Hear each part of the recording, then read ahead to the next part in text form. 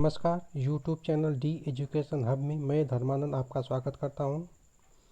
आज हम लोग जुलाई 2019 में हुए सीटेट प्राइमरी लेवल के पेपर को सॉल्व करेंगे।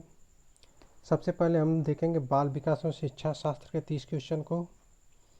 अगर आप सीटेट की तैयारी कर रहे हैं तो ये वीडियो आपके लिए बहुत ही महत्वपूर्ण साबित होने वाली है। चलिए क्वेश्चन नंबर 1 से शुरुआत करते हैं। क्वेश्चन नंबर 1 है, जीन पियाजे के अनुसार बच्चे एक ज्ञान को सक्रिय रूप से संरचित करते हैं जैसे जैसे दुनिया में व्यवहार कौशल का प्रयोग करते हैं तथा अन्वेषण करते हैं। प्रेक्षाणात्मक अधिगम की प्रक्रिया का अनुसरण करते हुए दूसरों का अवलोकन करके सीखते हैं।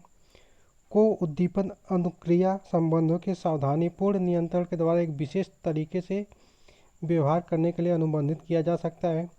को पुरस्कार एवं दंड के सिद्धांत का प्रयोग करते हुए विशिष्ट तरीके से व्यवहार करना एवं सीखना सिखाया जा सकता है। इसका आपका सही जवाब है ऑप्शन नंबर 1। चलिए देखते हैं क्वेश्चन नंबर 2। चालक विकास की दर में व्यक्तिगत विविधताएं होती हैं, फिर भी चालक विकास का क्रम खाली से तक है। शीर्षगामी से अधोगामी, अधोगामी शीर्षगामी, अपरिष्कृत चालक विकास, परिष्कृत चालक विकास, परिष्कृत चालक विकास, अपरिष्कृत चालक विकास।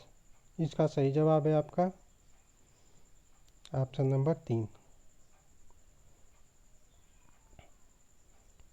चलिए क्वेश्चन नंबर 3 देखते हैं।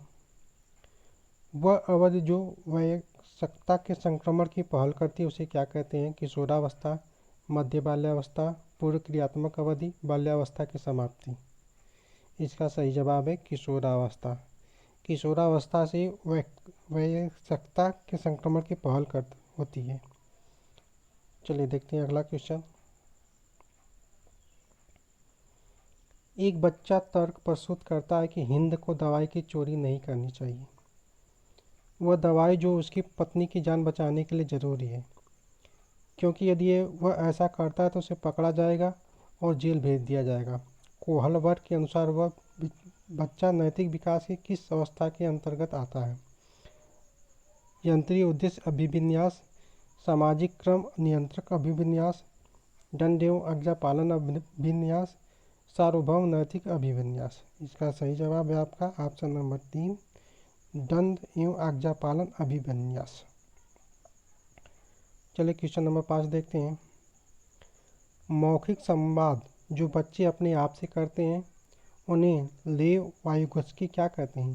अह केंद्रित वार्ता, व्यक्तिगत वार्ता, भ्रांत वार्ता, समस्यात्मक वार्ता। इसका सही जवाब है ऑप्शन नंबर 2, व्यक्तिगत वार्ता। चलिए क्वेश्चन नंबर 6 देखते हैं। खिलौने, पहनावे की वस्तुएं, घरेलू सामग्रियां, व्यवसायों या रंगों के विशिष्ट लिंग के साथ संबंधित करना क्या प्रदर्शित करता है? विकसित जेंडर पक्षपात, जेंडर रूढ़िवादिता, जेंडर सिद्धांत, जेंडर प्रासंगिकता। इसका सही जवाब, एक प्रारंभिक कक्षा कक्ष में एक बच्चे अपने साथ जो अनुभव लाती हैं उन्हें स्वीकार करना चाहिए, उनकी उपेक्षा करनी चाहिए, उन पर ध्यान देना नहीं चाहिए, उन्हें शामिल कर उनका संचय करना चाहिए। इसका सही जवाब है ऑप्शन नंबर 4। चलिए क्वेश्चन नंबर देखते हैं 8। एक शिक्षक को चाहिए कि वह विद्यार्थियों के बीच तुलना को अधिकतम करे, वह विशेष सांस्कृतिक समुदाय के बच्चों को बढ़ावा दे, वह विद्यार्थियों के बीच सांस्कृतिक विभिन्नताओं तथा विविधता की अनदेखी करे, वह संप्रेषित करे कि वह कक्षा कक्ष में सभी संस्कृतियों का सम्मान करती हैं एवं महत्व देती हैं। इसका सही जवाब है ऑप्शन नंबर 4, गलत गलत गलत। चलिए क्वेश्चन नंबर 9 देखते हैं। निम्नलिखित संरचनाओं में शिक्षा का अधिकार अधिनियम 2009 किसकी वकालत करता है? पूछा गया है 2009 किसकी वकालत करता है? एकीकृत शिक्षा गलत, सामूहिक शिक्षा, प्रतिकरण शिक्षा, मुख्यधारा शिक्षा, ये भी गलत है, एक ही गलत है। आपका ऑप्शन नंबर 2 सही, सामवेशी शिक्षा। ये विचारधारा कि सभी बच्चे को एक नियमित विद्यालय व्यवस्था में समान शिक्षा प्राप्त करने का अधिकार हो, इसे क्या कहते हैं? सामवेशी शिक्षा। ये सही है, इसका सही जवाब सामवेशी शिक्षा है। मुख्य धारा गलत, विशिष्ट शिक्षा गलत, बहुसांस्कृतिक शिक्षा गलत। सामवेशी शिक्षा वो शिक्षा होती है जिसमें बालक एवं बालिकाएं साथ में पढ़ते हैं। उसमें विशिष्ट बालक तथा सामान्य बालक तथा प्रतिभाशाली वाली बालक सभी लोग एक साथ पढ़ाई करते हैं। चलिए देखते हैं क्वेश्चन नंबर 11। निम्नलिखित में से कौन सा स्तंभ क के बच्चों को स्तंभ ख से उसकी प्राथमिक विशेषताओं के सही मिलान को प्रस्तुत करता है? चलिए देख लेते हैं इसमें क्या क्या आपका सही मिलान होता है।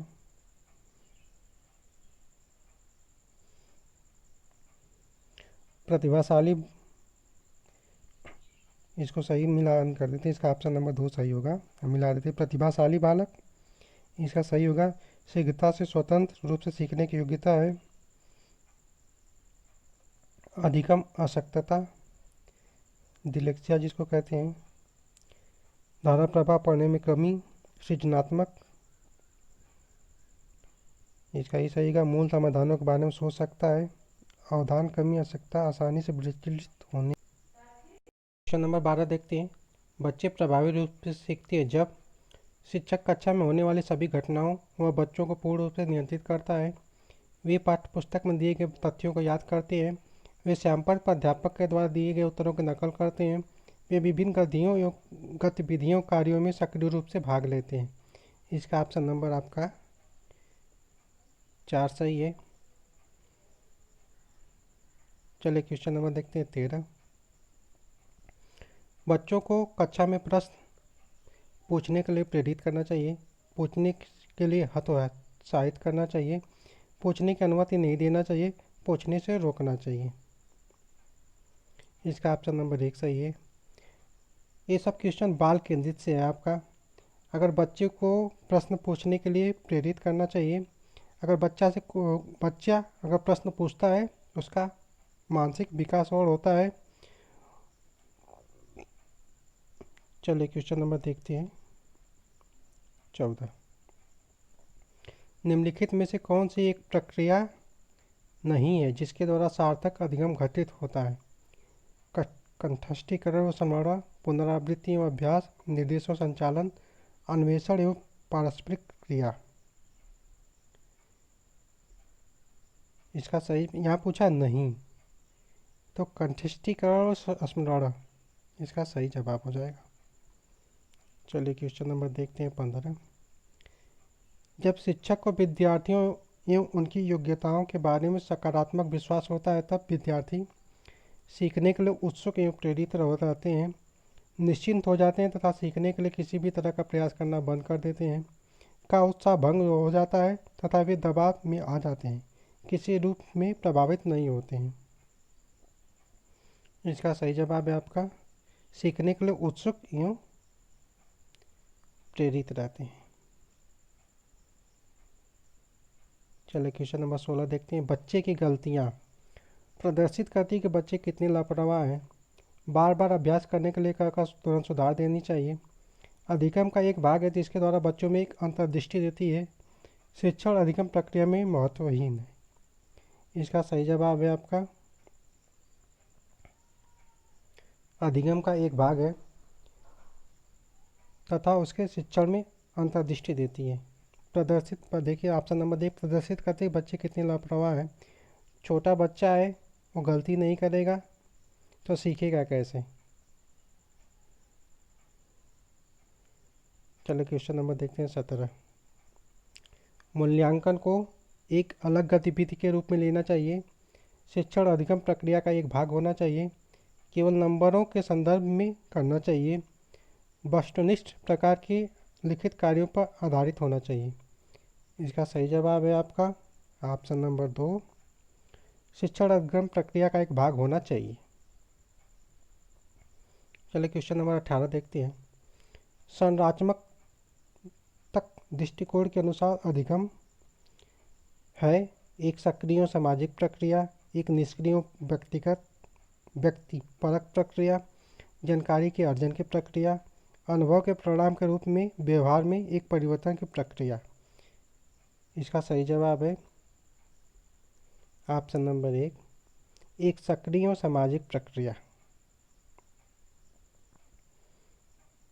चलो क्वेश्चन नंबर 19 देखते हैं। नीचे लिखी हुई स्थिति किस सिद्धांत को दर्शाती है? जो विद्यार्थी अच्छा प्रदर्शन नहीं कर पाते वे महसूस करते हैं कि वे पर्याप्त रूप से अच्छे नहीं हैं और हतोत्साहित महसूस करते हैं। तब उनमें बिना प्रयास के कार्य को आसानी से छोड़ देने की संभावना है। चलिए ऑप्शन देख लेते हैं। संज्ञान एवं संवेग अलग नहीं है, संज्ञान एवं संवेग संबंधित नहीं है, आनुवंशिकता एवं पर्यावरण अलग नहीं है, आनुवंशिकता एवं पर्यावरण संबंधित नहीं है। 19 का आपका सही जवाब है ऑप्शन नंबर 1, संज्ञान एवं संवेग अलग नहीं है। चलिए क्वेश्चन नंबर देखते हैं 20। एक शिक्षक बच्चों को प्रभावी रूप से समस्या का समाधान करने में सक्षम बनाने के लिए किस तरह से प्रोत्साहित कर सकती है? पाठ्य पुस्तक के सभी प्रश्नों के व्यवस्थित तरीके से समाधान लिखकर, पाठ्य पुस्तक से एक प्रकार के प्रश्नों के उत्तर अभ्यास के लिए पर्याप्त में अवसर प्रदान करके, पाठ्य पुस्तक में दी गई सूचनाओं के कंठस्थीकरण करने पर बल देकर, बच्चों को समस्या के बारे में सहानुभूत अनुमान लगाने एवं बहु विकल्पों को देखने के लिए प्रोत्साहित करके। इसका ऑप्शन नंबर आपका 4 सही है।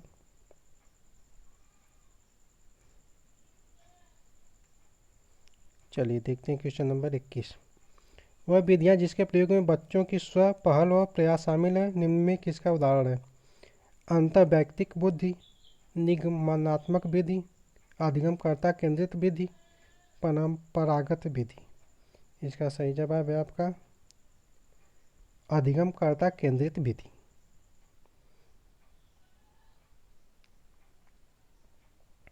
चलिए क्वेश्चन नंबर 22 देखते हैं।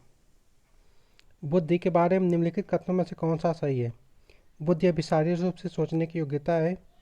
बुद्धि अनुभव के परिणाम के रूप में व्यवहार में अपेक्षाकृत स्थायी परिवर्तन है। बुद्धि एक आनुवांशिक विशेषक है जिसमें मानसिक गतिविधियां एवं श्रवण एवं तर्क शामिल होती है। बुद्धि बहुआयामी है जिसमें बुद्धि परीक्षण के द्वारा पूर्ण से परिमेय न की जाने वाली कई योग्यताएं शामिल है। इसका सही जवाब है आपका ऑप्शन नंबर 4। 23 क्वेश्चन नंबर 23 देखते हैं। निम्नलिखित में कौन प्राथमिक सामाजिककरण माध्यम है? परिवार, विद्यालय, सरकार, मीडिया। इसका सही जवाब है आपका परिवार। परिवार ही प्रथम सामाजिककरण का माध्यम होता है। जो भी कुछ सीखते हैं बच्चे सबसे पहले परिवार में ही सीखते हैं। चलिए क्वेश्चन नंबर देखते हैं 24।